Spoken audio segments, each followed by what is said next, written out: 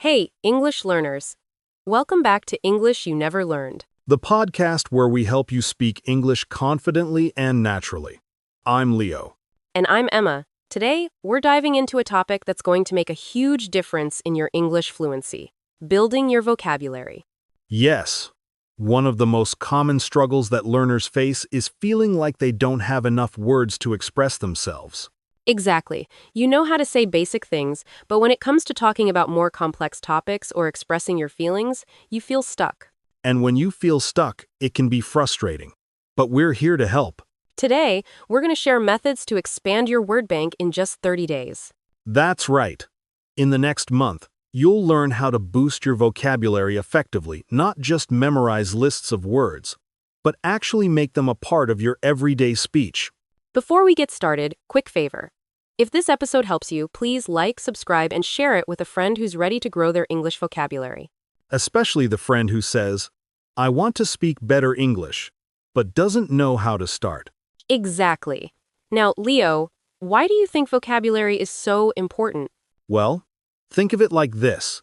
The more words you know, the more you can express. Vocabulary is the foundation of communication. If you don't know the words, you can't fully express your thoughts and ideas. It's that simple.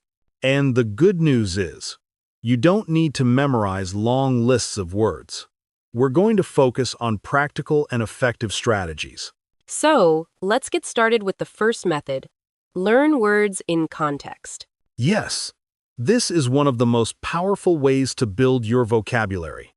When you learn words in context, you don't just memorize them, you understand how and when to use them.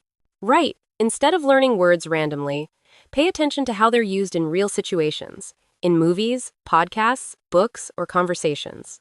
For example, let's say you learn the word genuine. If you just memorize it from a dictionary, you might forget it. But if you hear someone say, "She gave me a genuine compliment," you now understand what it means and how it's used. And you're more likely to remember it because it's connected to a situation. That's the key. Understanding how words are used in different contexts makes them stick better. Exactly. So, instead of memorizing individual words, pay attention to real-life contexts. Listen to podcasts, watch movies, or read books where you can see words used in action. That brings us to method 2. Use flashcards with examples. Flashcards are a great way to practice vocabulary, but don't just write the word on one side and the meaning on the other. Instead, on the other side of the card, write a sentence using that word. For example, for the word genuine, you could write the sentence, "Her genuine smile made everyone feel at ease." Now, when you see the word genuine on the card, you'll remember the full context and how it's used, not just the meaning. And don't just write sentences from the dictionary. Use your own words. Create examples that are meaningful to you.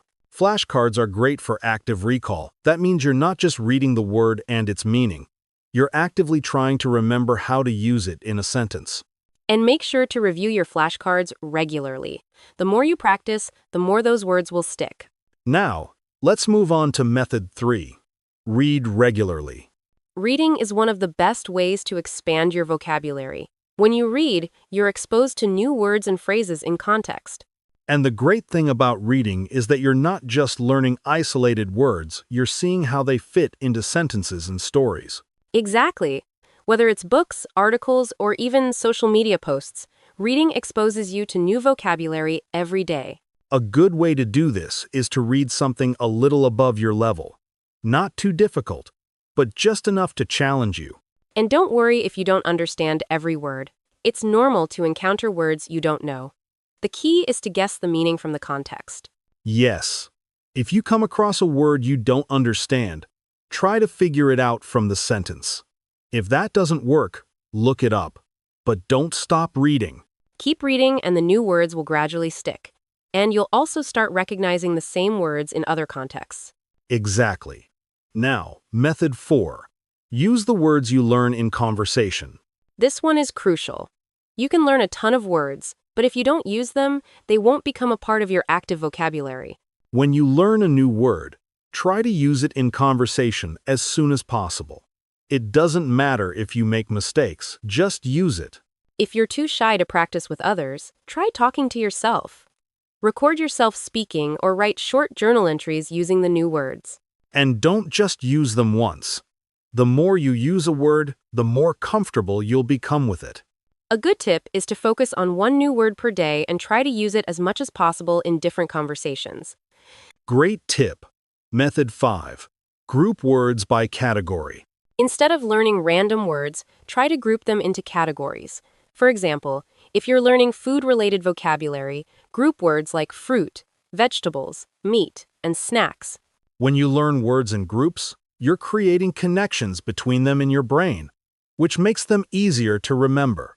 Exactly. You can do this with any category: travel vocabulary, emotions, business-related words, or even words for specific hobbies.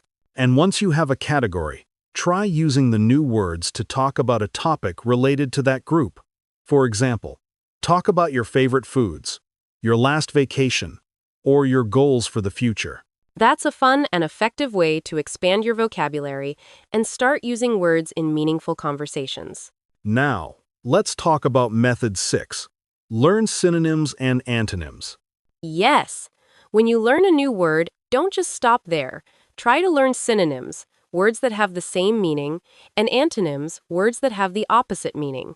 For example, if you learn the word happy, you should also learn synonyms like joyful and content, and antonyms like sad or miserable. This will give you more ways to express yourself, and the more synonyms you know, the more flexible you'll be in conversation. Another benefit is that learning synonyms helps you avoid sounding repetitive. If you keep using the same word, it can make your speech feel dull. But by using a variety of words, your English will sound more interesting and natural. Now, Method 7. Use apps to expand your vocabulary. There are tons of apps available that help you practice vocabulary in a fun, interactive way. Apps like Anki, Quizlet, and Memrise let you create custom flashcards, learn words, and test your knowledge. These apps use spaced repetition, which means they help you review words at the right time to make sure you remember them long term. Some apps also have features that show you words in context, which ties into the method of learning vocabulary in real-life situations. These apps are great for building a habit of learning new words every day, and they make vocabulary learning more engaging. Now, Method 8. Watch movies and TV shows. Watching movies or TV shows in English is an excellent way to expose yourself to real-world language. Yes, movies and shows give you examples of natural speech, including slang, idioms, and colloquial phrases that you might not find in textbooks. Try to watch without subtitles first, and then use subtitles if you're having trouble. You'll hear how words are used naturally in conversation, and you'll also learn how native speakers pronounce and connect words. Watching shows is also a great way to learn cultural expressions and idiomatic phrases that native speakers use every day. Exactly. It's learning English the fun way. Now, Method 9. Set vocabulary goals. Setting clear goals will help you stay motivated and track your progress. For example, try to learn 5 new words a day for a month. You can set a weekly goal. This week, I'm going to learn 35 new words related to business. And keep track of your progress. After a month, you'll have a huge collection of words you can confidently use. The key is consistency. The more consistent you are with your vocabulary practice, the more you'll improve. And remember, you don't have to learn 100 words at once. Focus on quality, not quantity. Lastly, Method 10. Use word families. Word families are groups of words that come from the same root.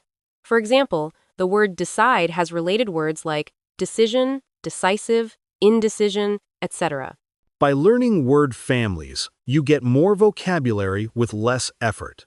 Instead of memorizing individual words, you're learning whole sets of words that are connected. And learning word families helps you understand how words are built and how they change. To wrap up, here's a summary of the methods we've covered. Method 1. Learn words in context, pay attention to how they're used in real situations. Method 2. Use flashcards with examples to remember words in context. Method 3. Read regularly to discover new vocabulary and learn how it's used. Method 4. Use the words in conversation as soon as possible. Method 5. Group words by category to make them easier to remember. Method 6. Learn synonyms and antonyms to expand your word choices. Method 7. Use apps like Anki or Quizlet for effective vocabulary practice. Method 8. Watch movies and TV shows in English to learn real-world vocabulary. Method 9. Set vocabulary goals to stay motivated and track your progress. Method 10. Learn word families to expand your vocabulary naturally.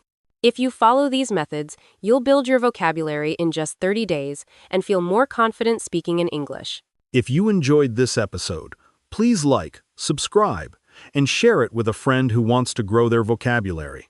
And tell us in the comments, what's one word you learned recently and want to use more? This was English You Never Learned with Emma and Leo.